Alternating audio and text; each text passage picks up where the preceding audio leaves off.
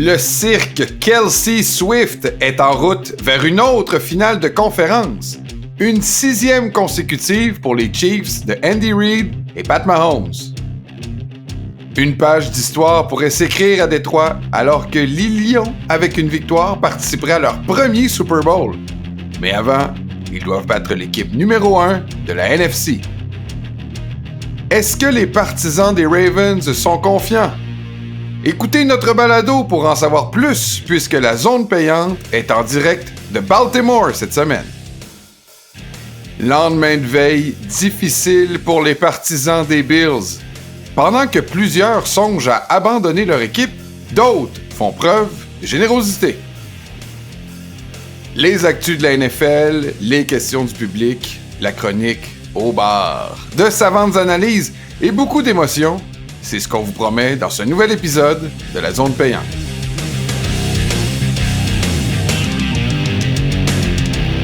Bonjour à tous, bienvenue à cet épisode de la Zone Payante, l'édition demi-finale, puisque le prochain épisode sera celui de la finale du Super Bowl, quoi qu'on va en avoir un entre les deux. On peut pas l'appeler le spécial Pro Bowl, mais bon. On va-tu faire un spécial Pro Bowl, Jean-Nic? Celui que vous entendez rire, c'est mon partenaire, l'expert du Journal de Québec et de Montréal, Stéphane Cadorette. Ben oui, Steph, va falloir faire un super Pro Bowl, va falloir que tu me fasses des prédictions du Pro Bowl. Et qui va gagner le match de flag football, puis le mangeur de popcorn, puis tout ça, là? Je m'attends à ce que tu fasses un travail très assidu, puis que tu nous amènes des prédictions, là, toujours avec autant de flegme. De la recherche exhaustive, mon ami. Si vous nous écoutez à l'audio, ben bienvenue. Donc, vous êtes sur le podcast de la Zone Payante. Vous savez qu'on a aussi une version audiovisuelle qui est disponible sur YouTube et qui est aussi disponible jusqu'au Super Bowl, Steph, sur la chaîne Cube. On est Big Shot ou on l'est pas. Exact. Donc, vous allez pouvoir nous écouter samedi et dimanche sur Cube. Donc, on vous invite à être présent. Mais là, parlons de où nous en sommes cette semaine. C'est la finale de conférence. Là, Steph est à Baltimore. Ben oui, tu vois, le background n'est pas pareil en arrière. Incroyable. Regardent, là, un bel abat-jour qui allume pas, d'ailleurs. Ah oui, bon, fait que là, c'est pour ça là, que t'es pas si bien découpé à l'éclairage, là. Et voilà, ça explique tout. On fait ce qu'on peut, Je comprends. Non, mais c'est suffisant. Je vois que t'as fait un peu d'effort, sachant que t'as essayé de l'allumer puis qu'il a pas répondu présent. C'est la preuve que t'as fait un peu d'effort. Là, moi, pour les nouveaux auditeurs, là, moi pis Stéphane, on a toujours un running gag quand Stéphane est dans une ville où il va y avoir un match. J'ai ri quand j'ai vu ton plan de match. Steph, est-ce que la ville est football? Ah, regarde, écoute, c'est ça. Ça, c'est drôle parce qu'à chaque fois, on nous pose cette question-là. Tu sais, je viens juste de débarquer à Baltimore. Là. Pour être franc, je suis arrivé après-midi. J'ai vu une partie là, des dispos médias des Ravens, mais c'est tout. Là. Puis les Ravens ne s'entraînent pas à Baltimore. C'était quelque part là, comme Howling Mills au Maryland. C'était à 40 minutes environ du centre-ville de Baltimore.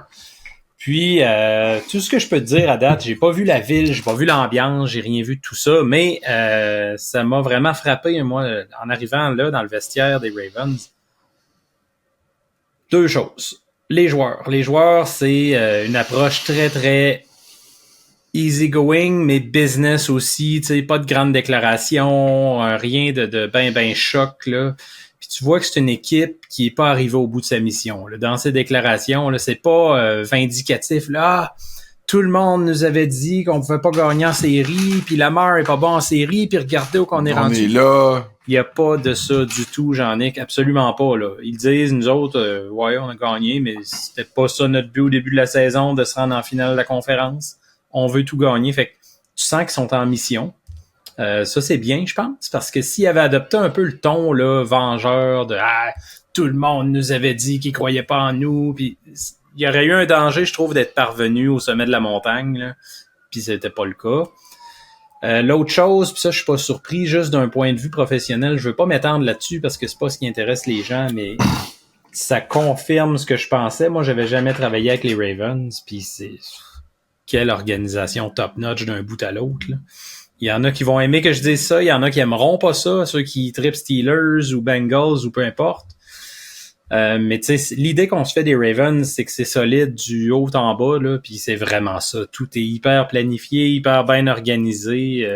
Ça m'a frappé en arrivant là, parce qu'il y a des fois que tu arrives, puis ils savent pas trop t'es qui, ils sont tout perdus. Tu sais, t'es un journaliste du Québec, qu'est-ce qu'on fait avec lui? On le place où? C'est pas trop. Là, je peux te dire que c'est un charme de travailler avec eux autres. C'est rien à dire.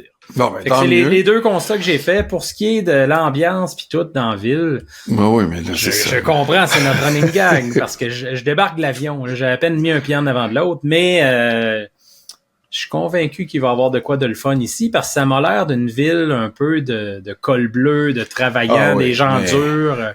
Ça me fait penser un peu à l'ambiance Buffalo, Détroit, tu sais, des marchés comme ça où les gens vraiment là, soutiennent très, très, très clairement leur équipe. C'est ça que j'ai hâte de voir. Ouais. Moi, quand j'étais allé voir un match à Baltimore, on m'avait dépeint ça comme une ville à la limite dangereuse, sale. Alors que nous, quand on est débarqué, proche de la baie, le petit centre-ville, avec plein de petits restaurants dans l'ancienne usine désaffectée, tout était propre, tout était bien, on était bien reçus, on s'est promené dans la ville. T'es allé à Fort McHenry. Franchement, là, moi, j'avais beaucoup aimé. T'es en train de rassurer ma mère, là, qui écoute peut-être, je sais pas. Bon, là, mais on la salue, parce que Baltimore, à moins que tu t'en ailles dans n'importe quel quartier, là, du fond de la ville, là, à minuit le soir, tout seul, en disant, je me promène avec 2000 pièces, peut-être que là, t'aurais des risques. Ça fait longtemps que j'ai fait ça. Bon, ben, alors reste dans ton... un vieux bas de laine, là. Reste dans ton Hilton, là, essaye de réparer ton abat-jour, puis d'après moi, tu vas être en sécurité toute la soirée. Ouais. Passons maintenant aux nouvelles un peu de la semaine. J'aimerais ça que tu me parles de tout ce qui se passe, là, les coachs, ça bouge. Ouais, ça bouge pas mal, ouais. Là, on est dans... Tu sais, j'ai pas souvenir là qu'il y a des moments où il y a eu autant de mouvements de personnel dans une semaine qui... tu sais, parce que souvent, on attend le vainqueur du Super Bowl parce qu'il y a beaucoup de coachs qui sont peut-être dans l'une des deux équipes. Puis là... Ouais. Tu sais, là, on dirait que ça va se régler, tous les coachs vont se régler, puis le Super Bowl sera pas passé, là. Puis je parle des coachs, des entraîneurs-chefs, mais aussi des adjoints. Ouais, c'est ça. Peut-être là, qu'il y en a qui vont entendre après le Super Bowl, effectivement, mais il y en a quelques-uns, là, ça bouge. Tu sais, juste avant qu'on enregistre, Jim Harbaugh avec les Chargers, c'est confirmé. Mais ça, c'est ce qu'il y aura de plus big dans l'entre-saison, là. Effectivement, Jim Harbaugh qui vient quand même de gagner le championnat national avec Michigan. Là, il y avait eu toute l'histoire des vols de signaux. Tu sais, il sentait le feu, là, il approchait du derrière, lui. Il était temps qu'il parte, là. Mais là, il repart à zéro. Avec le trophée. Il part avec le trophée. Tu sais, c'est comme dans le temps à la lutte, si un champion s'en allait avec la ceinture dans l'autre fédération, là, un peu. Là. Bon. Ouais, il arrive, puis le monde le connaît, puis il est envié.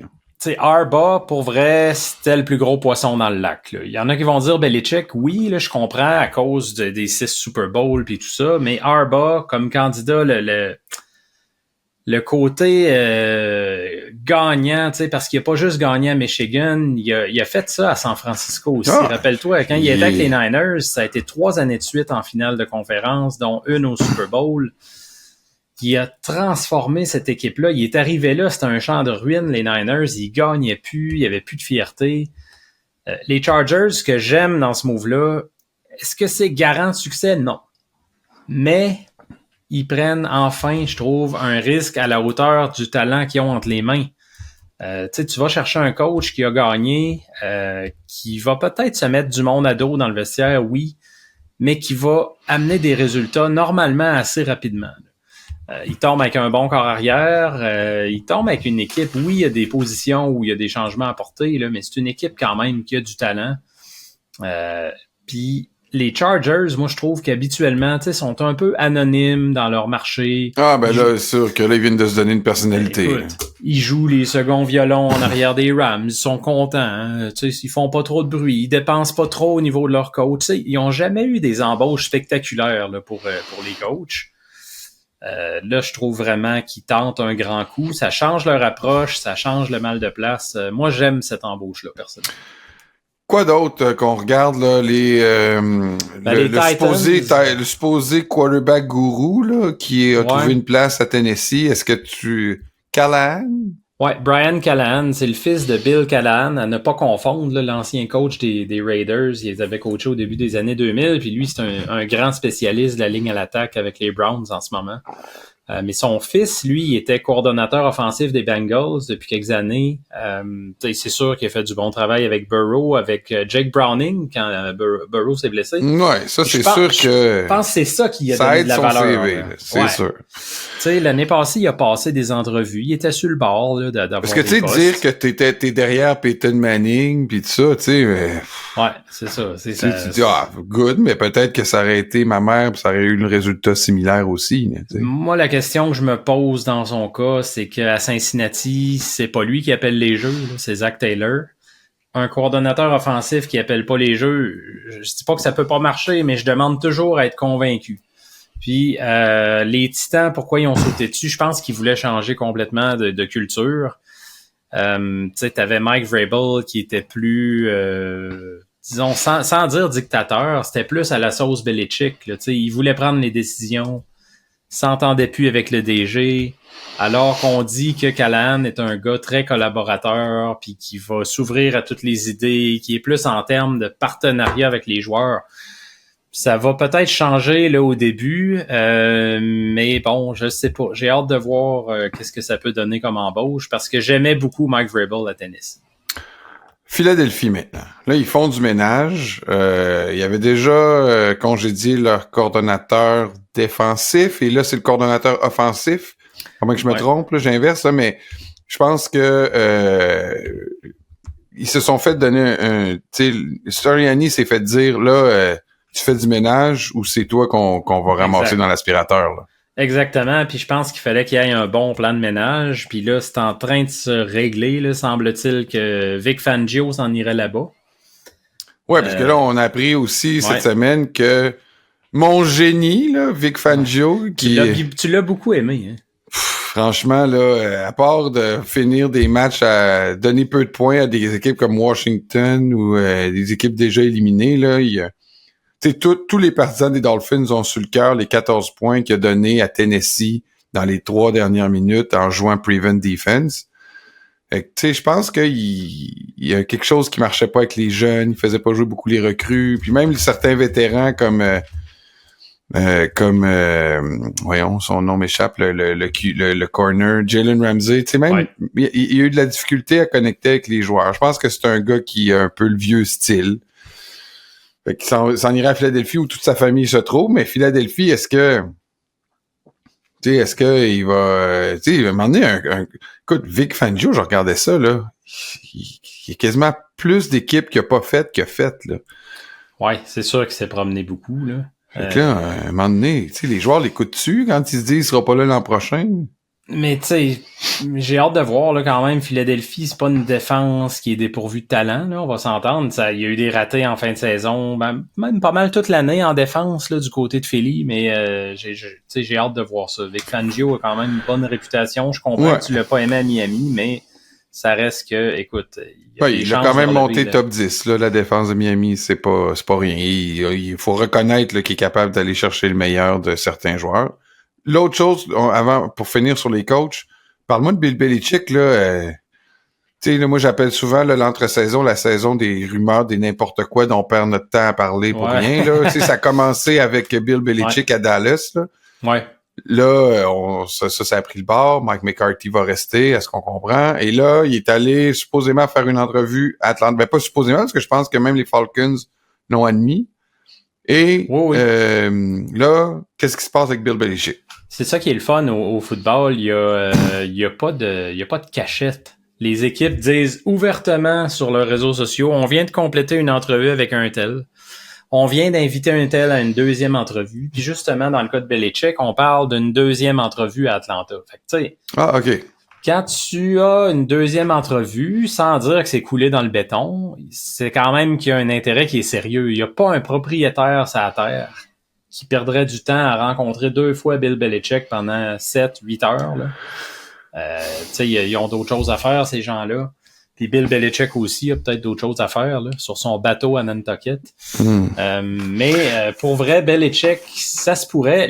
Il semble-t-il, écoute, ça peut bouger vite. Là. Tu le sais, c'est quoi, Jean-Nic? On enregistre, puis peut-être que le lendemain, une nouvelle sort.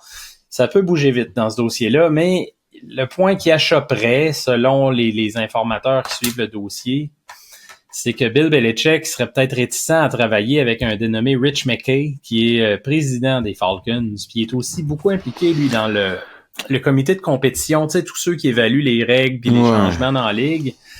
Puis Bill Belichick, là, en horreur, semble-t-il. Bon. Là, à voir.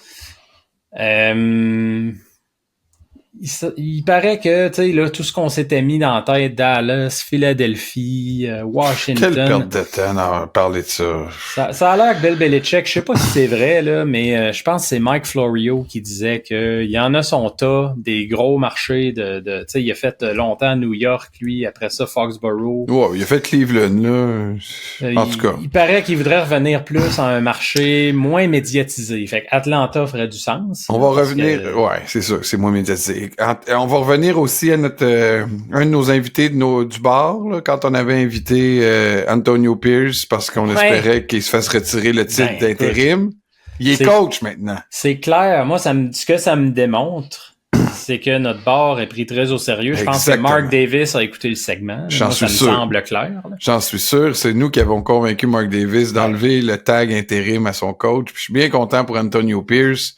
Je suis sûr qu'il va avoir une bonne saison, même si ça sera pas facile avec les Raiders. Moi, le seul point qui m'intrigue, je suis content pour lui parce que les joueurs le backaient vraiment, là, ça c'était clair. Là. Puis pas un joueur obscur sur la deuxième vague d'unité spéciale. Tu sais, c'était des Davante Adams puis des Max Crosby. Quand ces gens-là parlent, t'as tendance à les écouter. Mais il reste que c'était le fun, ça raide, mais il n'y a vraiment pas d'expérience. Qui va aller chercher dans le personnel d'entraîneur pour bien s'entourer? Ouais, mais tu sais, mettons DeMarco Ryan, on aurait pu dire ça, puis une super bonne saison. Ouais. Mais DeMeco Ryan, n'oublie pas, là. Il était déjà coordonnateur défensif. Ça faisait quelques années qu'il roulait sa bosse déjà. Il avait été coach des secondaires. Ouais. Pierce est sorti. Jaron Mayo aussi, là, tu sais, là, qu'est-ce qu'on va dire de Jaron Mayo, là? Tu sais, il est prêt, il est pas prêt? Puisque t'en Martin parles. Saint-Louis, là. Ouais, c'est ça. Le même débat. Il faut toujours parler du Canadien, hein. Eh oui! Mais il va-tu mettre Caulfield plus dans le slot, là? Bon. Ouais, c'est ça. Hein. Ouais. Mais Jared Mayo. Le nouvel entraîneur des Pats. Je trouve ça drôle qu'il était si convaincu que ça. On a parlé à personne. Le contrat était déjà rédigé l'an passé. C'était comme un contrat en succession. Quand Gros Bill va s'en aller, on va amener Jared Mayo, qui a été notre secondaire intérieur il y a quelques années, qui depuis ce temps-là apprend du grand chef. Mais là, ça marchait plus avec Belichick, tu continues dans la même culture, dans la même lignée. C'est ça qui est le plus absurde. Là. Il dit, on veut continuer dans le Patriots Way. Sous-entendu, on veut continuer dans le Belichick Way. Mais je dis, il est là, Bill Belichick. Pourquoi tu le tasses, là? C'est comme si, mettons, j'étais tellement en amour avec ma blonde, mais là, je finissais par sortir avec sa sœur parce que je me disais, tu sais, ma chérie, je t'aime tellement, là, je vais sortir avec ta sœur, elle est pareille que toi. Oui, mais... Tu rentres sur un terrain très glissant. Ouais, je sais bien. Mais c'est ça, pareil, là. Jared Mayo, on peut donner les images qu'on veut, mais effectivement, là, si tu veux le Bill Belichick, oui, tu l'as. Il y aura pas de succès, c'est prématuré de dire ça, là. Mais, écoute, ça me surprend qu'il n'y ait pas eu plus de recherches. Est-ce qu'on a au moins essayé de parler à Mike Vrabel, tu sais, tout à coup, qui nous ferait changer d'idée? Je pense que le raisonnement à Nouvelle-Angleterre, c'était, on a dit à Jared Mayo qu'on l'embauchait, on règle ça vite pour pas qu'il y ait d'imbroglio, pour pas que le monde se demande, ouais, mais là, qu'est-ce qui arrive avec ça? On a voulu fermer le dossier au plus sacrant avant que la soupape saute. Ouais, ça montre pas beaucoup de maturité, je trouve, d'une organisation. Rapidement, écoute, on a déjà parlé 2 fois de nos mères, chacun, mais... Puis de la sœur à ta blonde. Puis de la sœur à ma blonde. Mais là, on s'entend que s'il y a des gens qui s'ennuyaient de leur mère en fin de semaine, on va y revenir pendant les questions tantôt, mais les partisans des Bills... T'en as rencontré des déçus, toi, hein? Ouais. Ah ouais, c'est pas facile en ce moment, là, les partisans des Bills, puis je peux les comprendre, là. C'est année après année, tu sais. J'écrivais un texte l'autre jour, puis c'est sûr que quand on écrit des chroniques, on est un peu dans l'image un peu grossie là, d'un phénomène. Là. Moi, je parlais d'une équipe damnée pour l'éternité. C'est sûr que je le pense pas qu'ils sont damnés pour l'éternité, mais on finit par le croire. Il y a une malédiction autour de cette équipe-là.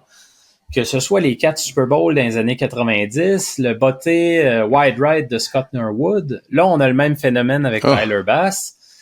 Puis, les Bills se sont pognés avec les Cowboys dans les années 90, fait qu'on se disait, ils ont juste eu la malchance d'être super bons, mais de pogner la meilleure équipe qui a pas sur la terre.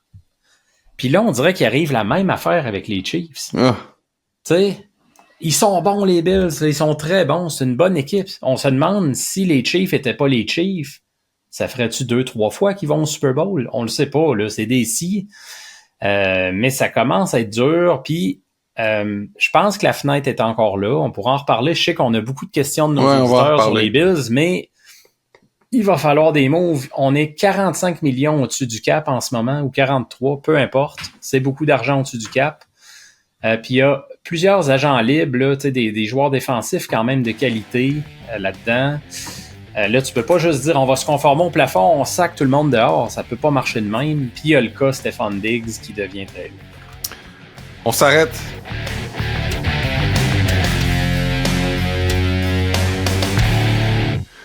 Vous êtes sur La Zone Payante, un podcast de Cube Radio, en audiovisuel sur YouTube, et vous pouvez aussi nous écouter sur cube.ca. Stéphane Cadorette, en compagnie de moi-même, Jean-Nicolas Gagné. Et là, yes, sir. C'est les demi-finales de conférence Mostef. Ben oui. D'un côté, c'est plate parce qu'il reste 3 fins de semaine de football. Ben, moi je dis 2, là. C'est quelle ta troisième? Il reste 3 matchs, il reste pas 3 fins de semaine. Non, il reste 3 fins de semaine. Il y a le Pro Bowl, là. Je sais que tu fais comme si le Pro Bowl, ça existait pas, Stéphane, mais il va falloir que tu te rendes à l'évidence. Il y a un Pro Bowl. Il va y avoir des vedettes, il va y avoir des jeux incroyables, des concours d'habileté. Écoute, je n'ai même pas besoin de savoir. Je pense même pas que tu vas avoir besoin d'une chaise tellement que tu vas être debout à acclamer tes joueurs favoris. D'après moi, cette fin de semaine-là, tu n'auras même pas le temps d'aller faire ton épicerie, tu vas être trop occupé. Ah, je sais bien. Je vais m'envoyer ma blonde. OK. Avec sa sœur. Avec sa sœur, que je salue. T'es à Baltimore, on va garder ça pour la fin, OK? Si tu veux bien. Je sais que c'est le premier match dimanche à 3h. Commençons par le match qui va avoir lieu à Santa Clara le dimanche à 6h30. Un match où les favoris sont les 49ers. Ils sont favoris par 7 points au moment où on se parle. Les preneurs au livre prévoient un total de over-under de points de 51,5. Le match, donc, est à domicile, évidemment, pour les 49ers. Est-ce qu'ils annoncent la boîte encore? J'ai pas regardé ça. Non, c'est un bon point. On va regarder ça. Je vais regarder ça pendant que tu parles. Mais là, j'aimerais juste que tu me présentes un peu les forces en présence. Tu sais, il y a des gens qui nous écoutent cette semaine. Je pense qu'ils veulent s'intéresser un peu à la route vers le Super Bowl. Là, il y a les Lions de Détroit qui ont été la risée de la Ligue pendant tant d'années. Ben oui. Quelqu'un là qui s'est endormi puis qui se réveille en 2024 se dit « Voyons, les Lions contre... Qu'est-ce qui s'est passé? Est-ce que Barry Sanders est revenu puis personne me l'a dit? Qu'est-ce qui fait en sorte qu'on retrouve les Lions à la porte du Super Bowl à ce moment-ci de l'année alors que personne ne l'aurait cru encore il y a 2 ans? » Ça me fait penser à la scène, c'est-tu dans Retour vers le futur 2 que Marty McFly arrive, c'est en 2005, puis qu'il voit que les Cubs ont gagné la Série mondiale, puis là, ben voyons donc, ça se peut pas, les Cubs contre l'équipe de Miami, les Sharks de Miami. Qui n'existaient pas à l'époque, évidemment. Exact. Mais ça fait penser à ça, là, les Lions, pour vrai, là, c'est toute une histoire. C'est dur de pas être sympathique à leur cause. Moi, je dirais qu'en ce moment, c'est la nouvelle équipe de l'Amérique. Là. Oui, c'est la belle histoire. Là. L'équipe Cendrillon, toutes les expressions peuvent y passer. Là. Je te parle pas, là, est-ce que je veux qu'ils gagnent par partisanerie ou pas? Tu le sais, je suis fan des Vikings, les équipes de la division, c'est pas mon fort, mais écoute bien, là, ça reste une maudite belle histoire, ça reste quelque chose d'exceptionnel, c'est le fun de voir ça. du changement. Est-ce que maintenant, ils peuvent pousser cette belle histoire-là au bout? Il y a quelque chose qui joue en leur faveur quand même, c'est qu'ils sont très, très efficaces contre le jeu au sol. Bon, et moi, je regarde le match je regarde le match en fin de semaine. Je suis pas un habitué. Ouais. Quel joueur, puis est-ce que l'entraîneur est spécial? Est-ce que je dois regarder l'entraîneur? Est-ce qu'il y a des joueurs qui sont spéciaux? Est-ce que le corps arrière, le nom que la plupart des fans retiennent en premier pour une équipe, est-ce que ça vaut la peine de le regarder? Jared Goff, c'est un premier show repêchage total. Il doit pas être étranger au succès qu'ont les Lions. Qu'est-ce que je regarde si je regarde le match en fin de semaine puis je veux que Détroit gagne? À l'attaque pour les Lions, oui, tu regardes Goff, mais c'est ses outils autour de lui, moi, que je trouve encore plus trippant à regarder. Amon-Ra St. Brown, un receveur qui a été choisi en 5e ronde. Il y en a 16 receveurs en 2021 qui ont été choisis avant lui au repêchage. 16. Ça le motive à tous les jours. Il est dominant. Tu sais, c'est plus un feu de paille, là. La première année, on pouvait se demander. La deuxième année, il a l'air d'être pas pire. Là, écoute, il est vraiment bon, il est dominant. Puis Sam Laporta, elle y est rapprochée, le numéro 87. Écoute, là, on pensait qu'il jouerait même pas en série. Puis là, il joue comme s'il n'y avait jamais eu de blessure. Vraiment, Jahmyr Gibbs aussi, un gars surveillé. Les Lions qui ont eu tout un repêchage cette année. Là. Ces deux joueurs-là, Gibbs et Laporta, qui ont eu chacun 10 touchés ou plus. Donc, il y a beaucoup d'armes du côté de Détroit, puis 2 joueurs aussi. Le bloqueur Penei Sewell, qui est ultra dominant, il est gros, là, c'est un 6 pieds 5, 335 livres, je pense, mais les Lions aiment ça le déplacer. Là. Ils disent en anglais « move him into space », là, le déplacer aux extrémités de la ligne de mêlée. Il n'hésite pas à l'envoyer dans des jeux là, comme des passes voilées, tout ça, pour bloquer un peu plus en profondeur. Il est le fun à voir aller. C'est un spécimen. Puis en défense, quand je te disais tantôt, écoute, il y a quelque chose qui se passe, on est fort contre le jeu au sol. Je sais que le gars le plus fun et le plus facile à surveiller, c'est Aiden Hutchinson, l'ailier défensif 97. C'est lui qui est chargé d'être toujours dans la face de Brock Purdy en fin de semaine. Mais je vous dirais, vu que je t'ai parlé, Jean-Nic, du fait que les Lions sont très forts contre le sol, surveille Alim McNeil aussi, qui est le plaqueur des Lions. Vraiment, lui, il connaît une bonne saison dans un relatif anonymat. Tu sais, les gens qui suivent au bout le foot le connaissent, j'apprends rien à personne. Ceux qui suivent ça d'un œil un peu plus détaché, qui regardent surtout les performances offensives, regardez ce gars-là là, au cœur, au milieu de la ligne défensive des Lions. Il va scraper des pochettes protectrices, il va se ramasser dans le champ arrière, faire des plaqués pour perte. C'est un gars vraiment important sur le front des Lions. Puis le maraudeur, encore une fois, une recrue, Brian Branch. Lui, ce qui est bien dans son cas, c'est que oui, en couverture de passe, il est excellent, mais les Lions n'hésitent pas à le déplacer partout, à l'amener en corner blitz. Fait que ça amène un élément un peu là, de jeu d'échecs là, pour la défensive. Okay. Là, l'entraîneur des Lions, là, pour ceux qui l'ont vu un peu, il a toujours la face rouge, il est toujours très dynamique, il pleure, il rit, il est émotif. Est-ce que tu penses qu'il y a une partie de son émotion qui ont amené les Lions ici? Là? Ben, moi, ce que je pense, c'est que Dan Campbell, est-ce que c'est le plus grand stratège du monde? Je le sais pas. Mais ce qui est sûr, c'est qu'il a réussi à amener cette équipe-là à croire puis à établir une culture gagnante. Puis ça, c'est pas peu dire, là. Quand ça fait 30 ans, 40 ans que ton équipe se contente de très peu, qu'une fois de temps en temps, une fois aux 5, 6, 7, 8 ans, elle fait les séries, puis on se fait sortir en première ronde, mais tu sais, on a fait les séries, c'est un bel accomplissement. Dan Campbell est arrivé là, il a tout sacré ça au vidange. Ça, il y a beaucoup de mérite là-dessus. Là. Est-ce que c'est Bill Belichick au niveau des stratagèmes puis des plans de match? Je pense pas. Le temps nous le dira, mais je pense pas. Sauf que c'est pas juste ça un coach. C'est pas juste des X et O. C'est la capacité de connecter avec les joueurs, de leur passer un message, de faire croire en ce message-là. Dan Campbell, en mon sens, a réussi sa mission. Allons-y avec les 49ers. Je pense que les 49ers ont moins besoin de présentation parce que c'est une équipe qui est dominante. Je pense qu'on peut même dire ce mot-là depuis 2 ans parce que l'année passée, ils ont perdu en série, mais on le sait dans quel contexte. Là. Il y avait plus personne pour lancer le ballon. Je pense qu'ils sont en mode revanche en plus, là, ce qui les motive par rapport à ça pour se rendre jusqu'au Super Bowl cette année. Mm-hmm. Mais mettons, je vais faire le même exercice avec toi. Là. Qui je regarde à l'attaque qui je regarde à la défense, puis leur coach, c'est qui? À l'attaque, c'est sûr que le point central, c'est Christian McCaffrey. Il n'y a pas de secret. Pour moi, c'est le joueur offensif de l'année dans la NFL. Il est tellement indispensable par la course, par la passe. Devant Lamar? Non, j'ai pas parlé d'MVP. Le joueur offensif Merci. par excellence. Ouais, c'est ça. MVP, je le laisse à Lamar, là, mais on pourra en reparler ça éventuellement. Oui.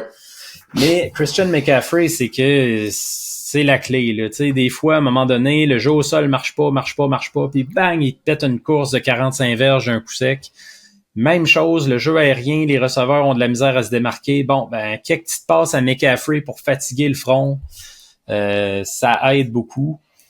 Évidemment, là, on va surveiller Deebo Samuel, est-ce qu'il va être en mesure de jouer? Ça, c'est vraiment, là, l'attaque des Niners est pas pareille quand il est pas là, j'ai vu les chiffres, je dirais qu'ils sont... Ils jouent en bas de 500 quand Deebo joue pas. Fait que ça, écoute, là, ça en dit long. C'est pour une équipe qui est en dominance depuis plusieurs années, là, c'est quand même, ça parle. Puis les gens vont dire, pourquoi Deebo est si important que ça? C'est un receveur, ils en ont d'autres bons, ils ont Brandon Ayuk, oui, ils ont George Kittle, oui. Mais Deebo, c'est que c'est le X-Factor. Tu sais pas ce qu'il va faire. Là. C'est un tracé court, une passe voilée. Est-ce qu'il va aller dans le champ arrière puis faire des portées? C'est vraiment là, l'outil, la pièce maîtresse là, des stratégies de Kyle Shanahan, l'entraîneur-chef. Puis puisque tu parlais de tu sais, c'est qui l'entraîneur des Niners? Kyle Shanahan, ça fait un bout qu'il attend sa grosse victoire, là, lui. Tu sais, il est allé dans des gros matchs. Exactement. Mike Shanahan, l'entraîneur qui a gagné 2 Super Bowls avec les Broncos. Shanahan, fils, en a eu du succès. Tu sais, il s'est rendu avec les Falcons comme coordonnateur à l'attaque au Super Bowl, mais est-ce qu'on a besoin de rappeler qu'il menait 28-3 puis que l'attaque s'est complètement effondrée? Je pense que t'as pas besoin de rappeler ça. Les gens l'ont retenu, celle-là. Puis, bon, c'est ça. Ensuite, là, il y en a qui disent « Ouais, en série, la semaine passée, ça n'a pas été très convaincant. » Comme je le disais quand même, c'était peut-être pas les conditions idéales, là, jouer dans pluie battante à San Francisco. Je sais pas, là, t'as-tu vu cette semaine, finalement, pendant qu'on parlait, qu'est-ce que ça dit? Pas encore. Excuse-moi, je buvais tes paroles. Ouais, c'est ça, mais t'es comme un élève qui se perd dans ses pensées, là, puis la prof a dit, va faire ça, là. Non, je sais, vas-y, continue, je vais checker ça, mais c'est vrai que... Vas-y. Puis pour parler de la défense un peu des Niners, parce que ce serait très grossier de pas en parler, là, c'est quand même une des unités défensives les plus puissantes de la Ligue. Il annonce bien beau dimanche. Bon, ça c'est bien, là, je pense quand même, là, parce qu'on devrait avoir un meilleur spectacle. Je pense pas que Brock Purdy va connaître un match aussi difficile que la semaine passée pour finir sur l'attaque. Puis en défense, bien évidemment, le 97, Nick Bosa, c'est lui qui est supposé de chasser le corps arrière. Un autre qu'on n'a pas trop vu, hein? Ouais, on le voit pas beaucoup. Puis je dois dire aussi que Chase Young, après un très très bon départ, il a été échangé de Washington à San Francisco à date limite des transactions. Puis on le voyait beaucoup, il y avait un impact au début. Je trouve qu'il est un petit peu en retrait là, de ce temps-ci. Puis le joueur clé, moi je trouve, de San Francisco, écoute, le Chick Dre Greenlaw a réalisé deux grosses interceptions la semaine passée, mais le secondaire là, un des meilleurs de la NFL, sinon le meilleur, c'est Fred Warner. Oui, il est l'enfer. Le 54 au milieu du terrain. Son anticipation. Il couvre énormément de terrain. Très dangereux pour les porteurs de ballon. Puis il va en avoir plein les bottines parce que Jahmyr Gibbs, du côté de Détroit, c'est un porteur très explosif, très rapide. On a un bon match-up là, de ce côté-là. Alors, là, maintenant, tu nous as expliqué les match-ups. Maintenant, il faut se prononcer dans le match de ce dimanche. Mm-hmm. San Francisco est favori par 7. Ouais, moi je vais prendre les Niners, mais ils combleront pas cet écart-là. Je pense que ça va être plus serré que ça. Les Lions vont leur en donner pour leur argent. Puis, comme je te disais, on risque de voir peut-être une approche très différente de Détroit. Là. Un peu à la Bills la semaine passée, avec des longues séquences, courir un peu plus au sol. Tu sais, les Bills ont eu des séquences de 7-8 minutes là, contre les Chiefs. Je serais pas surpris de ça parce que il faut là, que tu laisses l'attaque des Niners hors du terrain. Puis d'un autre côté, les Niners, eux autres, vont courir plus difficilement peut-être que d'autres fois. Là. Avec McCaffrey, remarque qu'il peut faire fi des statistiques puis complètement les défoncer. il a ce talent-là. Mais les Lions sont très, très, très efficaces contre le sol, ce qui limite un peu la menace des Niners. Fait que je prends les Niners. Je pense que ça va être la fin du conte de fées des Lions. J'ose pas aller jusque-là. J'ai hâte de voir de ton côté, mais ça va être plus serré, je pense, là, que ce que les gens anticipent. Tu connais déjà un peu ma prédiction pour le Super Bowl. Moi, j'ai l'impression que les 49ers, je l'ai dit un petit peu tout à l'heure, c'est dans leur année. Puis une chose aussi qu'on s'est dite un petit peu plus tôt avant le début des séries, c'est que l'énergie de Dan Campbell était capable, je pense, d'aller chercher des matchs. Puis ouais. Franchement, là, tu sais, je regarde les stats. Tu sais, Jared Goff, quand même, ça va. Tout le monde a des... Mais il y a beaucoup, je pense, d'énergie, de la ville, le stade. Tu sais, qui sentent vraiment qu'ils ont les gens derrière eux. 2 matchs à domicile. Là, ils vont arriver à San Francisco. Ils voyagent, décalage horaire. Il va y avoir un peu de... Un manque de, je pense, d'énergie. Dan Campbell, là, je sais pas s'il dort non plus. Fait que, tu sais, je vois un épuisement, là, tu sais, là, du côté de Détroit. Puis on parlait de la maturité de Baltimore sur leur sensation de pas être arrivé à destination. Moi, j'ai l'impression que Détroit a le sentiment d'être arrivé à destination. Je sens pas un effondrement, là, mais je pense qu'ils seront jamais dans le game dimanche, victoire de San Francisco. OK, mais est-ce que on y va maintenant avec le match. Qu'est-ce que tu disais? Je disais, tu vois une bonne rince, là, ou oui, match quand même? Ouais. Je vois un match où on va connaître l'issue rapidement, là. Je dis pas que ça va finir 46-10, là, mais je pense qu'on va connaître l'issue rapidement, puis qu'après ça, les Niners vont se mettre en gestion de match. OK. Alors, Baltimore, là où tu te trouves présentement, le match entre les Ravens de Baltimore et les Chiefs de Kansas City. On va passer rapidement sur les Chiefs. Là, on va commencer avec eux. Je pense que, je dis rapidement parce que tout le monde les connaît, là. Andy Reid, un prochain entraîneur qui va se retrouver au temple de la renommée sans aucun doute. Ouais. Patrick Mahomes qui est en train de poursuivre une tradition incroyable de se trouver en finale de conférence pour une 6e fois consécutive. Est-ce qu'il y a d'autres joueurs qu'on doit regarder du côté des Chiefs qui pourraient attirer notre attention pendant ce duel? Ben oui, là, c'est ceux qui aiment le jeu au sol. Isaiah Pacheco, là, c'est tellement beau à voir courir. Moi, j'adore ça. Il court à chaque fois comme s'il savait que c'est l'apocalypse demain. Là. C'est sa dernière journée sur Terre. Puis écoute, là, il faut qu'il donne tout ce qu'il a. Donc, ça donne généralement des courses assez spectaculaires, très physiques. Rashee Rice, qui va être une clé aussi, receveur recru. T'sais, ça a été pas mal l'option de choix de Patrick Mahomes avec Travis Kelce cette année, parce que les autres receveurs, ça a été très pénible. On a vu réapparaître la semaine passée MVS, là, Marquise Valdez-Scantling. Ça faisait longtemps qu'il n'avait pas fait des gros jeux. Écoute, on a vu réapparaître McCall aussi, ça a bien été. Ah oui, ça a été très bien. Ça, d'ailleurs, des fois, Andy Reid, s'il y a un défaut, c'est d'être trop cute. Là. T'arrives à la ligne des buts, t'as Pacheco, rentre dans le tas. Au pire, donne le ballon à Mahomes. Mais Mecole Hardman n'a pas d'affaire là. Il n'a pas d'affaire là, il joue pas. Et en plus, il a voulu jouer le héros, enfin. On en parlera un peu, parce que c'est sûr que ça a été un jeu qui aurait pu coûter le match aux Chiefs. Ça n'a pas été le cas, mais restons sur... Mais tu sais, à l'attaque, ça reste que c'est probablement l'attaque la moins efficace de l'ère Mahomes-Reid. Puis je te dis pas que c'est une attaque pourrie. Il y a une nuance, mais si tu regardes là, 2018, 2019, 2020, 2021, c'était vraiment des attaques beaucoup plus explosives. Même l'année passée, on avait eu une tendance à aller vers des jeux plus courts puis intermédiaires, mais il y avait plus de résultats quand même que cette année. On marque quoi, 22 points en moyenne, quelque chose comme ça. Fait que tu sais, c'est une attaque efficace, correcte. Mais je dans pense la NFL, quand tu marques 21 points, t'es supposé gagner plus que la moitié de tes matchs. Oui, c'est ce qui est arrivé, mais on a vu plus par le passé des Chiefs. Mais la semaine passée, il faut le dire, là, ça a été leur meilleur match à l'attaque depuis un bon bout. Il n'y a pas un numéro 87 aussi à regarder pour les Chiefs? Travis Kelce, c'est ça? Écoute, juste une petite note sur lui quand même d'intérêt. S'il pogne 7 passes, il va dépasser Jerry Rice pour le plus grand nombre de catchs dans l'histoire en série. c'est quand même pas rien. Et, 7 catchs, c'est possible dans son cas. Oui, c'est possible. Donc, note comme ça importante. Puis, OK. Allons, si tu veux bien, du côté des Ravens. Ouais. Là, les Ravens, il y a un gars avec le numéro 8 que tout le monde doute, même encore aujourd'hui, pour les séries. Ben oui. Qui va peut-être, on le disait tantôt, qui va peut-être remporter le titre de MVP de saison régulière, mais il n'a pas encore convaincu personne en playoff. Est-ce que c'est là où ça va arriver en fin de semaine? On va en parler tantôt quand tu vas être pour tes prédictions. Mais parle-nous de Lamar Jackson et parle-nous des armes qu'il y a autour de lui pour essayer de vaincre les Chiefs.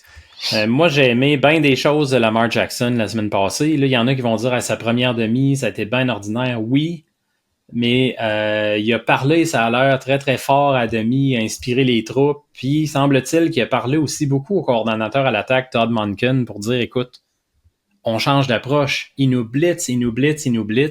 On va revenir à un plan de match plus conservateur, des passes très rapides. Bref, ils se sont ajustés, c'est ça. Ils courent ou je pense qu'en première demi, ils mettaient 3,4 secondes à décrocher les passes. Puis en deuxième demi, ça a descendu là, vraiment à 2 points. Ça a été très rapide. Je voyais ça. Donc, chapeau pour l'ajustement. Puis ça nous démontre que oui, là, il n'y a pas une idée en tête, Lamar Jackson, puis il vit avec, puis il meurt avec. Il est capable de s'ajuster. Zay Flowers. D'autres bons joueurs, là. Ouais, Zay Flowers. Ça, c'est un autre vol, là, en tout cas. Ouais. En repêchage, là. Quel beau joueur, là. Intelligent. Lui, il jouait à Boston College, il n'y avait pas de corps arrière, il n'y avait personne autour de lui, puis il produisait comme une machine. Fait que, tu sais, c'est logique qu'il continue à produire dans la NFL. Pour moi, c'est pas une énorme surprise. J'en parlais avant la saison de le surveiller, lui. Puis c'est la défense là aussi des Ravens. Écoute, là, je comprends que des fois, les Ravens, par le passé, ils se sont écroulés en série. Moi, j'ai même fait l'erreur vraiment grossière de le dire la semaine passée. J'ai pris les Texans. Ben, jusqu'à demi, t'avais pas l'air fou. Ouais, j'avais pas l'air fou, mais après, je l'ai eu. Puis j'ai eu l'air fou, c'est-à-dire, c'est parce qu'il y a tellement de bons joueurs dans cette défensive-là. Un que je te dirais de surveiller, je l'ai dit quelques fois cette année, là, mais Justin Madubuike, le plaqueur, 92, lui est au milieu de la ligne défensive. C'est le plaqueur qui a eu le plus de sacs cette année dans la NFL.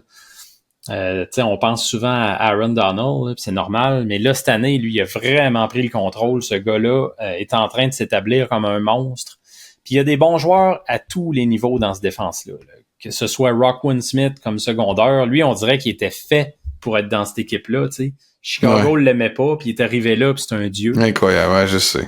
Puis dans la tertiaire, écoute, t'as Geno Stone puis Kyle Hamilton comme safety, là. Tu sais, les deux font Hamilton, la paire. il joue, là, il est pas blessé. Ouais, c'est ça, il joue, puis il joue très bien. Puis Geno Stone a eu son lot d'interceptions, tu sais, c'est monsieur gros jeu. Hamilton, lui, c'est le couteau suisse, on le déploie un peu partout sur le terrain. Il y a vraiment, vraiment des beaux joueurs. OK, c'est l'heure des prédictions. Moi, je vais y aller avec les Chiefs. J'ai mis, de toute façon, en début des séries, Chiefs, Niners en série. Je pense que c'est plate à dire, là, mais ça rappelle que c'est une ligue de corps arrière. Si tu veux gagner des matchs en série, puis ton corps arrière est hot, ben, je pense que tout à coup, tout le monde va attraper des ballons, tout à coup, tout le monde va courir vite, tout à coup, tout le monde va bien protéger, tout à coup, la défensive va se lever. Ça part du corps arrière. Patrick Mahomes est en train de se lever. Il y a eu une saison coup-ci, coup-ça, mais en série, il fait pas d'erreur. C'est un leader. Ça va être assez pour passer à travers les Ravens, même à domicile. Puis je pense qu'on va retrouver Mahomes au Super Bowl. C'est sûr que c'est dur de miser contre Mahomes. C'est très, très, très difficile. Puis je m'apprête à le faire pareil. Ouais, je vais prendre les Ravens. Je pense que c'est leur année. Là. Écoute, ce qu'on voit de cette défensive-là, c'est intraitable. Je suis pas sûr que les Chiefs, on l'attaque cette année pour passer à travers de cette défensive-là. T'sais, une autre année, je t'aurais dit oui. Je sais que Mahomes a été en plus extrêmement dominant contre les Ravens dans les années passées, mais il n'y avait pas cette défense-là devant lui. Puis écoute, je vais... Mais les Ravens ont-tu affronté une bonne défensive depuis le début ou depuis 5-6 matchs? Là, depuis l'éveil de Lamar. Là, moi, c'est ça un peu qui me fait dire si on neutralise Lamar, puis ils l'ont essayé, là, les Texans, là, t'as vu comment ils jouaient contain avec Lamar, mais à un moment donné, ils l'ont échappé. Si les Chiefs sont capables de contenir Lamar...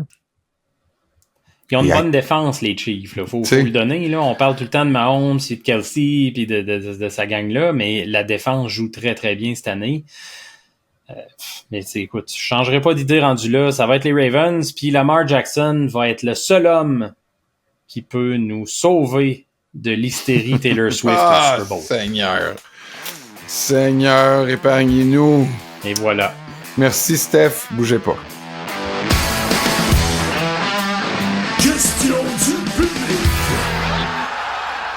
Vous êtes sur la zone payante. Merci de vous joindre à nous pour cet épisode en lien avec les finales de conférence. C'est notre 25e épisode déjà cette saison. Oh! En route. Ça va vite. Ben oui. C'est fou. Parlons, si tu veux bien, d'un petit retour sur la semaine passée, parce qu'on a toujours Thomas de Bordeaux, notre cousin, qui suit le score pour nous. Ouais. La semaine passée, j'ai été chanceux. J'ai eu 4 en 4. Non, c'est bravo, là, pas de chance. Non. Il y avait un match sur lequel il y avait, les gens hésitaient, puis je l'ai eu, j'ai pris les Chiefs. Toi, t'as été bold avec les Texans. Ouais. Mais, écoute, ça, c'était mettre sa tête sur le bio, pas à peu près. Ouais, mais j'admire ça, quand même, là. Et c'est vrai que ça c'est là, aujourd'hui, on peut dire que t'as eu l'air fou, mais comme je disais tantôt, là, je t'attends qu'ils trouvent une solution pour marquer des points. Là. On ne pouvait pas dire que c'était dans la poche. À la demi, je faisais le pan dans mon salon. Brock Purdy est la cible de critiques depuis sa performance moyenne contre les Packers. Même s'il a du mal à jouer sous la pluie lorsqu'il subit le blitz, il n'a pas fait perdre les 49ers. Je dirais même plus, là, ça c'est moi qui parle, mais il l'a fait gagner si on considère que la dernière drive, il l'a pris sur ses épaules pour vrai. N'est-ce pas la caractéristique des plus grands joueurs de ne jamais faire perdre leur équipe en sombrant au cours d'un match? Brock Purdy ne mérite-t-il pas plus de respect? Question de Thomas. Ben oui, effectivement. Moi, j'en reviens pas. Là, cette semaine, c'est tout le temps... Il y a des critiques de partout. C'est incroyable. Hein? C'est une belle histoire, mais on est... Ouais, mais je le comprends pas, ça. Mais... Non, je le comprends pas. Moi, j'en ai parce que ces histoires-là, c'est tout le temps des super-héros d'habitude, puis le monde capote, puis c'est donc ben hot. Le gars a été repêché en fin de draft, puis il dort dans un condo avec sa mère, il gagne 800 000 par année, il a un vieux char, il mange des nouilles. C'est tout le temps ça, puis là, on dirait qu'il y a quelque chose, c'est-tu San Francisco, je sais pas c'est quoi, mais il y a le monde accroche pas sur l'histoire, puis c'est tout le temps, pas si bon que ça, là. Il vient de connaître un mauvais match, puis il vient de connaître 2 mauvaises drives, là, puis moi, je suis un de ceux, là, je le scrute, là, parce que je me dis, ça se peut pas que là, les foutus 49ers ont déjà trouvé un quart, là, en 7e ronde. Moi, ce que j'ai vu la semaine passée, c'est un corps arrière qui en arrachait comme bien d'autres dans la pluie, puis que la dernière drive, quand son équipe avait vraiment besoin de lui, 607, 47 verges, à 5 receveurs différents, puis 11 verges au sol. Incroyable. Fait que, tu sais, je ne comprends pas le manque de respect. Là. Moi, c'est mon opinion, c'est personnel. J'ai pas plus raison qu'un autre. Mais mais regarde, là, nous, on n'a pas... en tout cas, je parle pour les gens qui doutent toujours de Brock Purdy. J'en fais semi-partie, mais apparemment que Kyle Shanahan aussi.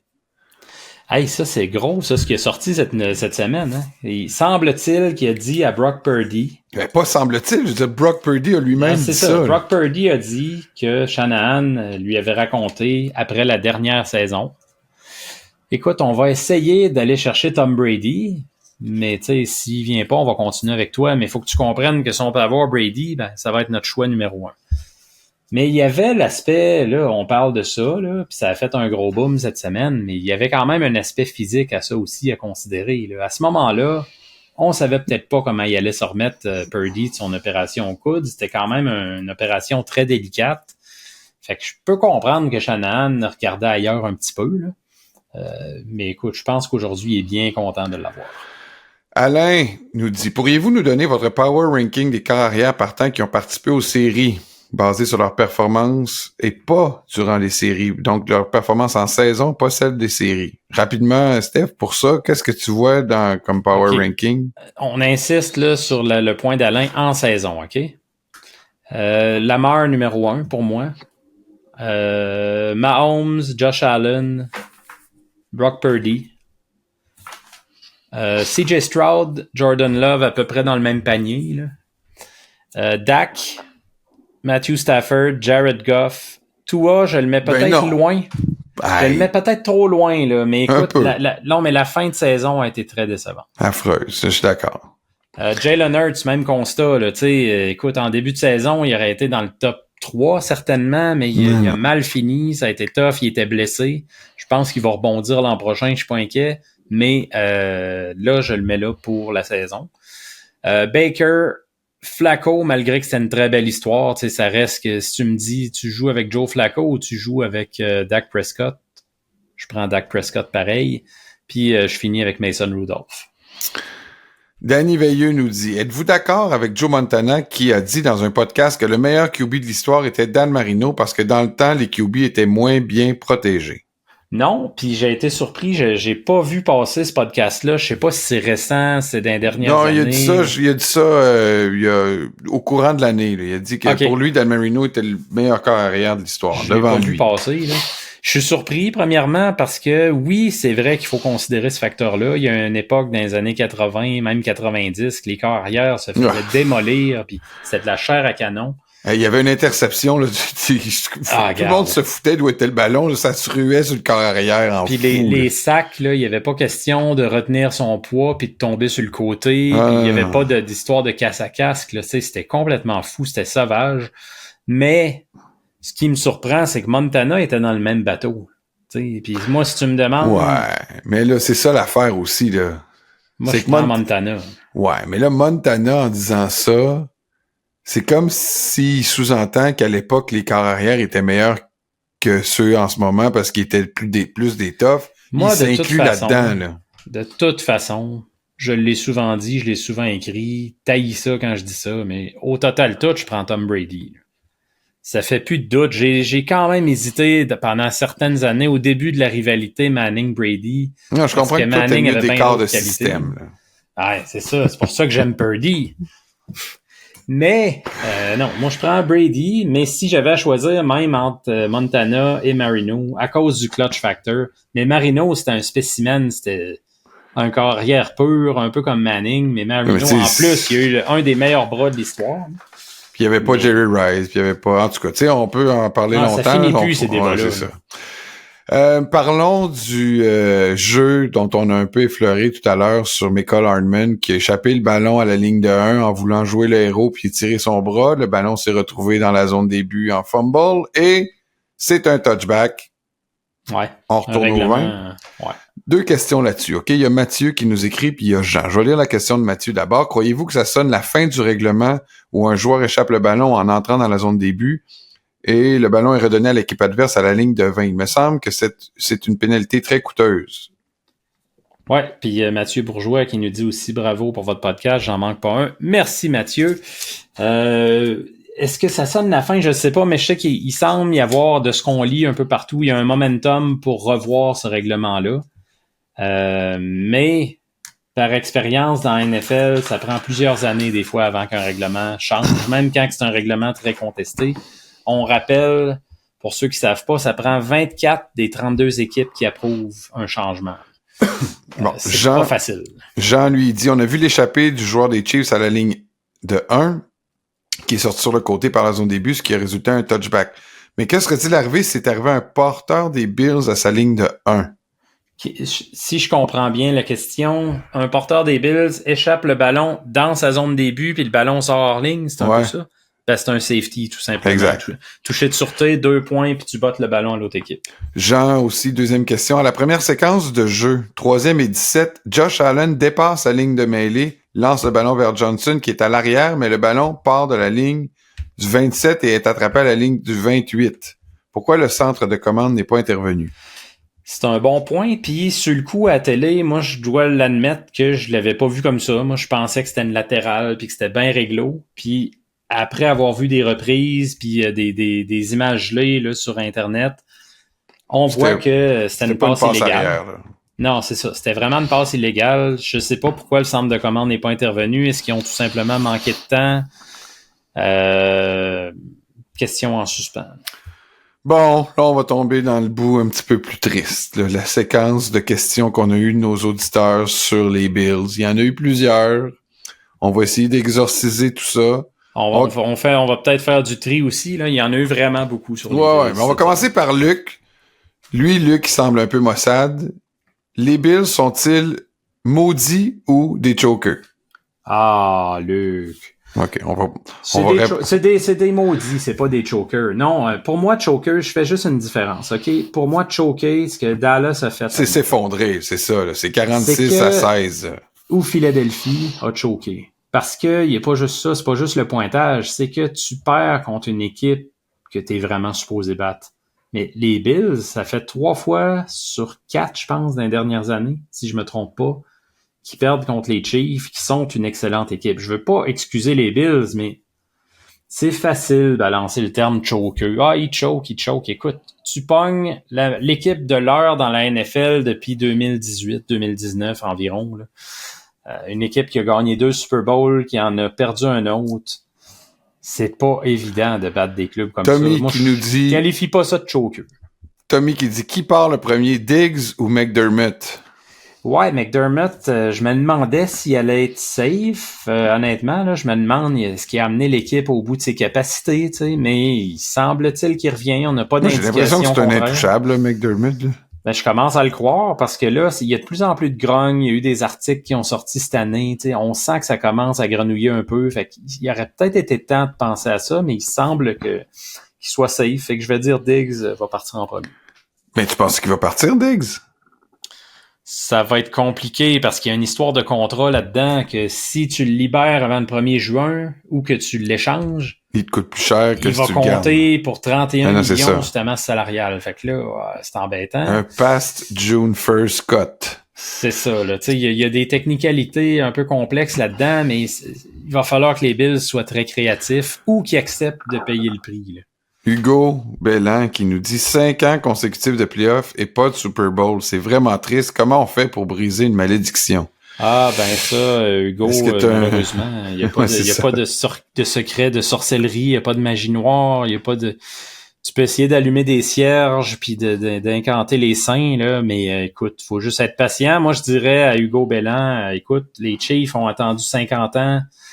Les Eagles ont attendu combien d'années avant leur Super Bowl?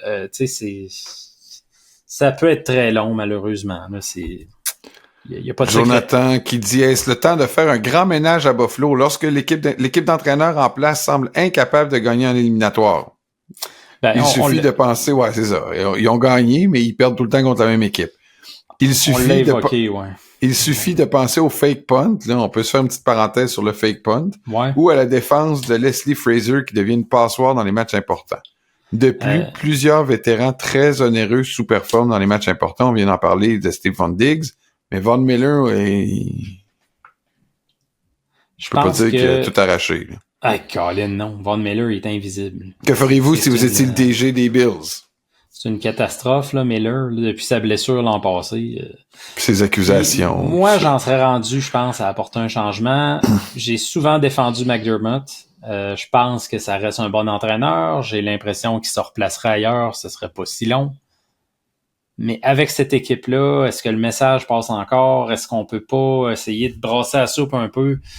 Je pense qu'on serait rendu là, tu sais. Puis c'est arrivé là, des équipes qu'on se disait, ben voyons, ils font un série à chaque année, tu changes pas d'entraîneur, puis whoop, il en arrive un, puis ça, tu passes à l'étape au-dessus. Tu sais, je pense au début des années 2000 au Bucks, entre autres, qui était allé chercher John Gruden.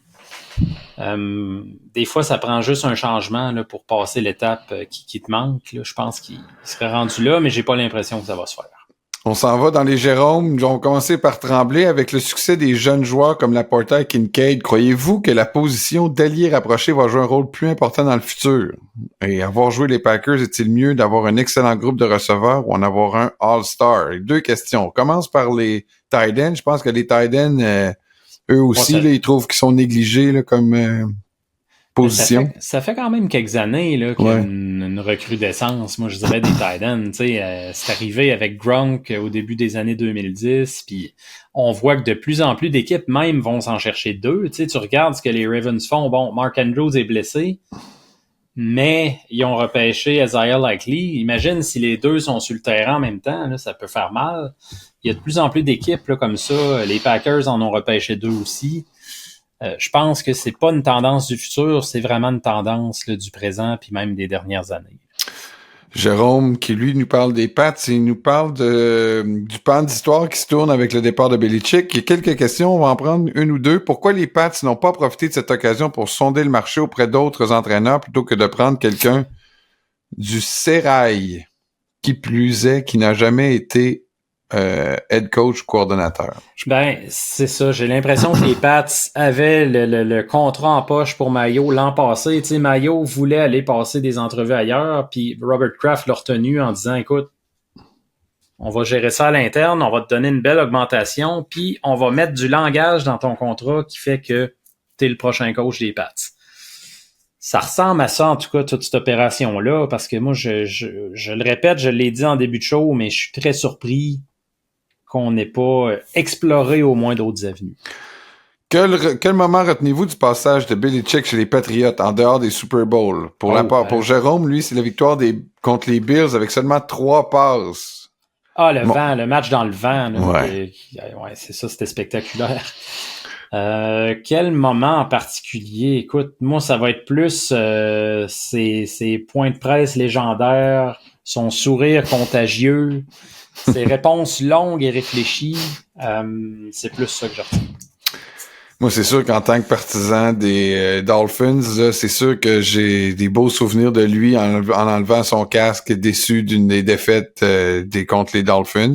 Il y en a eu quelques-unes. Ouais, je me rappelle du miracle à Miami quand il avait gagné en fin de match et il était fru. Puis j'aime le voir fru et je pense que c'est des souvenirs que je vais garder de lui en espérant qu'il se trouve une job bientôt, pauvre Bill. Je dirais pas qu'il ait de la misère à payer son loyer à la fin du mois.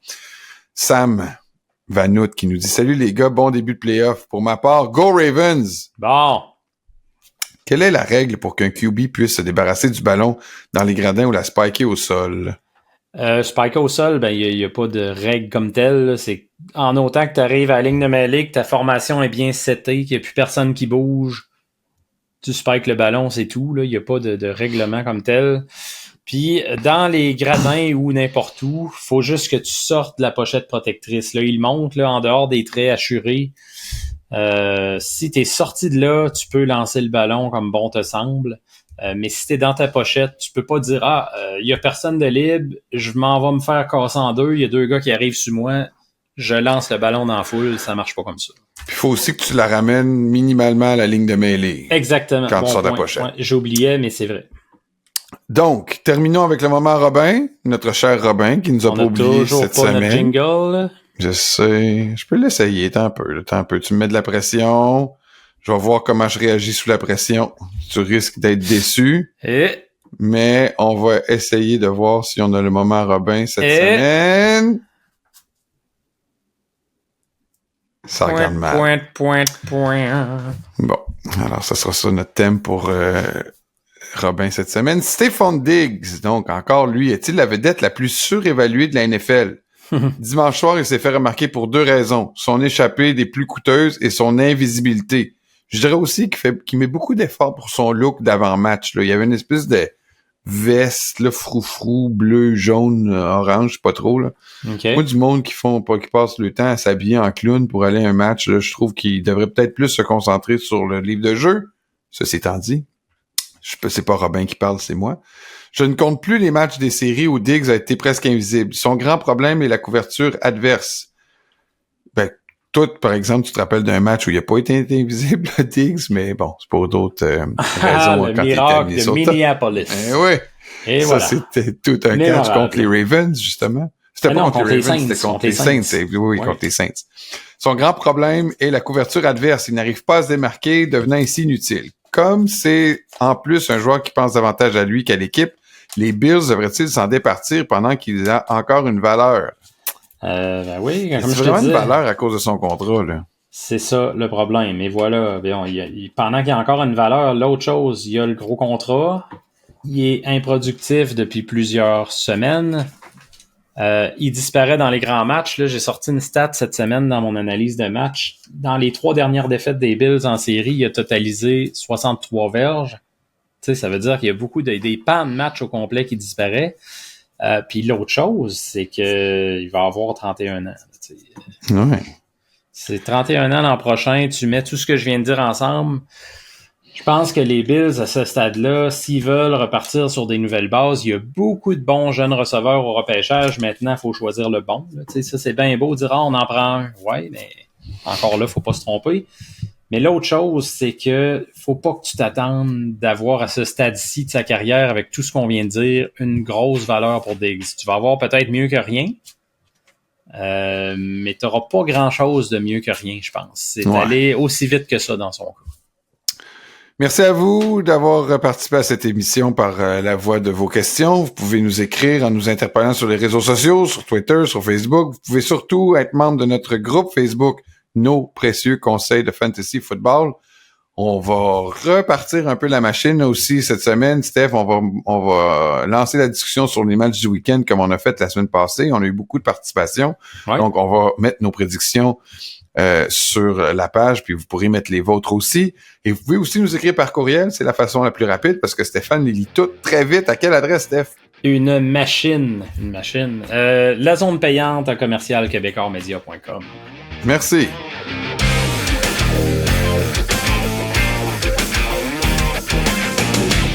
Vous êtes sur la zone payante? C'est le moment d'amener un peu de gaieté dans ce show où on est trop sérieux. Là, Steph, là, on est trop sérieux. Il faut faire la fête. On finit bientôt la saison de football. Ouais. On fête pas nécessairement le fait qu'on finit la saison de football. Non. Mais on fête le fait qu'on est en route vers le Super Bowl. Et en route vers le méga réceptacle, il y a quand même des traditions qui ne se perdent pas. Et je parle bien sûr du bar. Parce qu'à la zone payante, quand on amène quelqu'un au bar, c'est pour souvent le punir ou pour le féliciter. Mm-hmm. Si tu veux bien, je vais mettre quelques joueurs dans mon cas ou quelques personnes qui n'ont pas fait la cote, mais que j'aurais pu amener au bar. Oh, OK. Jason Kelce, là, il s'est quand même gâté, là, pendant le match, là, en bedaine, puis boire comme un trou. Là. On peut dire ça. Bon. En plus, sais-tu quoi? Sa femme, il avait dit... Sois raisonnable, là, Jason. On rencontre Taylor Swift pour la première fois. J'aimerais ça qu'on n'ait pas l'air d'une bande de demeurés.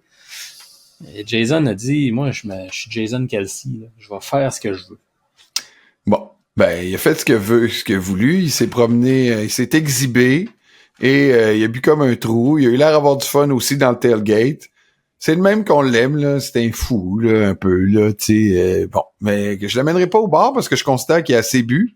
Fait que je vais pas l'amener au bar. Deuxième personne que j'amènerai pas au bar, mais que j'aurais pu, c'est Tyreek Hill. Parce que là, Tyreek, je sais pas si t'as regardé. Les histoires de divorce? Ben oui. Bon, là, on n'a pas beaucoup parlé dans le podcast, là, puis avec raison. Là, je pense que toutes ces démêlés avec ses ex-copines qu'il a mis enceinte, puis ses pensions familiales qu'il doit payer. Là, je pense que, je sais plus le compte, là, mais je pense qu'il y en avait 4 là, juste cette année. Là. Il a l'air d'un enfant de cœur. Moi, je l'engagerais dans une chorale. Ouais, ben clairement, hide your wife, hide your daughter quand il arrive. Mais c'est ça, c'est que Tyreek, là, écoute, une chance qui est excellente. Parce que même s'il était très bon, ça serait pas assez. Ben, non, parce qu'il est vraiment une distraction, là. Tu sais, pendant l'année avec les Dolphins, là, quand c'était pas des ex qui le poursuivaient, c'était à son podcast qui disait des niaiseries. Quand c'était pas à son podcast qui disait des niaiseries, ben, il défiait un joueur d'une autre équipe pour un 100 mètres. Tu sais, puis dans le vestiaire, tu sais, il est toujours disponible pour les médias, puis, tu sais, il révèle des informations quasiment sur ses blessures des autres. En tout cas, il est spécial. Une chance qu'il a gagné 1800 verges cette année. Et là, ben là, cette semaine, c'est ça, là. Il se divorce avec sa blonde. Puis là, il file for divorce, là, je sais pas comment le traduire, là. Il s'inscrit pour il remplit les papiers de divorce. Pour que la cour l'entende son divorce, mais là, finalement, non. Fait qu'il il a pris encore beaucoup de visibilité, là, à tort, là, sur une histoire de cœur. Bref, Tyreek, là, il se prépare peut-être quelques visites au bar l'an prochain, là. Je vais pas parler en avance, là, mais la façon dont il se comporte, là, je le considère sérieusement comme un client. Mon client cette semaine, par contre, c'est quelqu'un, je pense, qui a bien besoin de réconfort. OK. Je pense que je sais où tu t'en vas, là. On t'en a pas parlé, mais... C'est un joueur qui a sorti du terrain de façon débinée et qui aurait bien pris des tapes sur l'épaule en disant « Il est temps au bar, mon homme, on va prendre une bière. » Puis je sais pas comment il est sorti d'ailleurs du stade. D'après moi, il devait avoir des bodyguards ou il est sorti avec une moustache. On parle-tu du gars qui a eu des menaces de mort, là? On parle du gars qui a eu des menaces de mort. On parle de Tyler Bass, le botteur de placement des Bills de Buffalo. C'est facile de l'amener au bar, là. Puis, tu sais, moi, je suis pas un kicker. Tu sais, je l'ai vu, le ballon, il partait droite, il a tourné à droite. C'est-tu la faute du kicker? C'est-tu le gars qui tenait le ballon, qui l'a mal tourné? Mais le point est même pas là. Le match, il s'est pas perdu là. Il s'est perdu dans plein d'autres occasions. Puis s'il avait réussi son botté, il restait quoi, 1 minute 43? C'est ça. Tout le monde dit, Mahomes aurait remonté le terrain. Est-ce que c'est un facteur? Oui, assurément. Est-ce qu'il a raté son coup? Totalement. Est-ce que c'est lui le coupable? Là? Le seul coupable? Là? Les Bills là, devraient le larguer, puis c'est de sa faute? Moi, je trouve ça complètement farfelu et facile. Évidemment. Puis je pense que c'est une des raisons pourquoi moi je vais l'amener au bar, là, Tyler Bass, là, je vais lui dire, viens au bar avec moi. On va regarder un peu le côté positif de tout ce qui est arrivé, même si tu vas me dire, il y en a pas, là, on a perdu, je suis déprimé, les gars me parlent plus, je peux même plus aller faire mon épicerie, il me faut un bodyguard pour aller porter mes poubelles au chemin.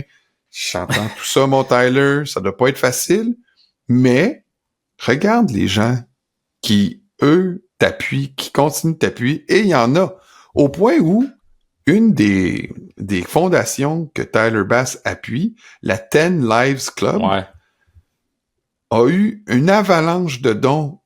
Oui, des gens des Chiefs, peut-être ironiquement, mais sachant qu'il y a eu des menaces de mort, je peux pas croire qu'il y a pas des gens qui se sont dit « Wow, minute, là, une fois, faut que ça s'arrête, là. » Mais aussi beaucoup de partisans des Bills.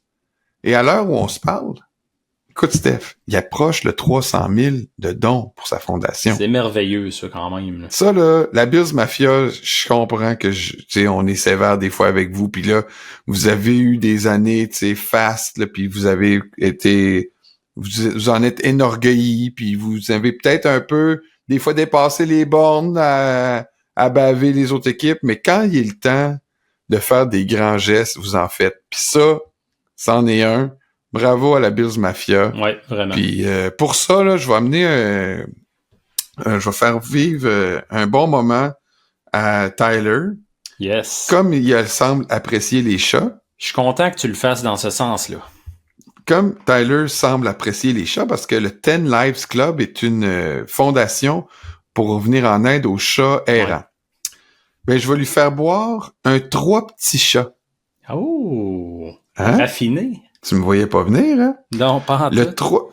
Le 3 petits chats, c'est 1 once de rhum, 1 once de bar mix et 2 céleris. 2 céleris? Dans ton verre. OK.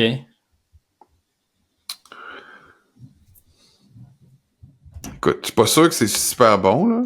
Mais peut-être les céleris miment le chat. Ça doit faire des moustaches, je sais pas. Écoute, on va en prendre un, mon Tyler, chacun, puis après ça, on ira sur la bière. De ton côté, mon homme? Très bon, je suis content que tu aies réconforté notre ami Tyler Bass. Moi, écoute, j'envoie au bar le coach qui est probablement le plus endormi dans la NFL. On va l'appeler Sleepy Todd Bowles. Oh my God. Écoute, tu sais où je m'en vais, là. Tu sais, c'est pas un grand mystère. T'as regardé la fin du match Bucks-Lyon? Oui, mais on semblait être les seuls à hurler à notre TV « Il te reste un time-out! » Ben, moi, je comprenais pas.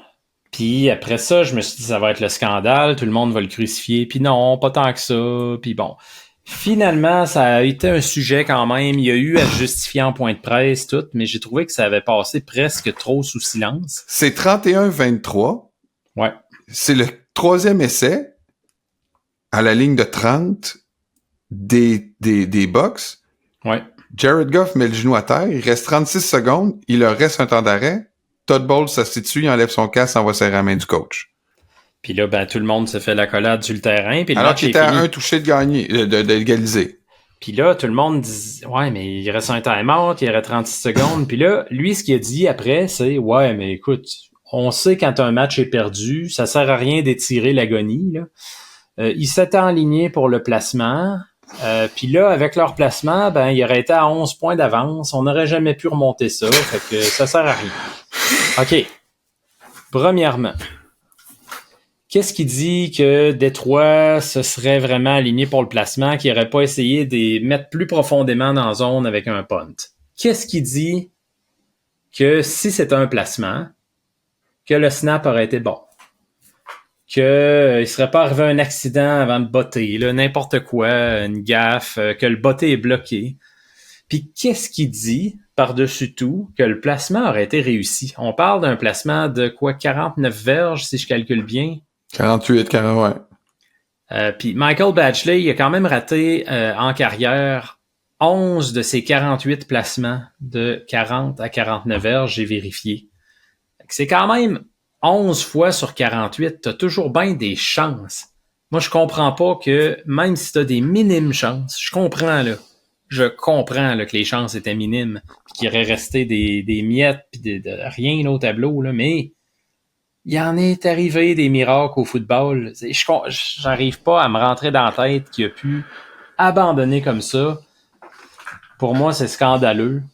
Puis il est très endormi, Todd Bowles. Là, je sais que toi, t'en as parlé quelques fois, puis c'est pas ton préféré, là. C'est pas Monsieur Dynamite. Mais c'est au point à se demander si des fois il coach. Ben là, je me demande vraiment s'il dormait pas. Là. Il s'est-tu dit, coudon, ça me tente plus. Et, on niaise évidemment qu'il s'est pas dit que ça le tentait plus. Là. Mais je ne m'explique pas qu'il n'a pas essayé une prière, un miracle, quelque chose. Écoute, c'est vrai qu'il en est arrivé des affaires pas possibles sur un terrain de football des fois. Là. Pourquoi pas, tu sais? Fait que, écoute, on va lui donner... Il n'y a pas grand-chose à lui donner, il faut juste le réveiller. Là. Fait que j'ai trouvé, on appelle ça un Adrenal Cocktail, donc un cocktail adrénaline.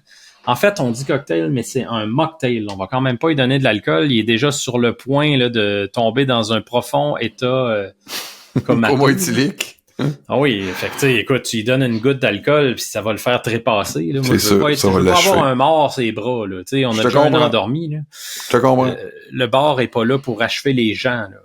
Fait que tu sais, Adrenal Cocktail, écoute, c'est un mocktail sans alcool.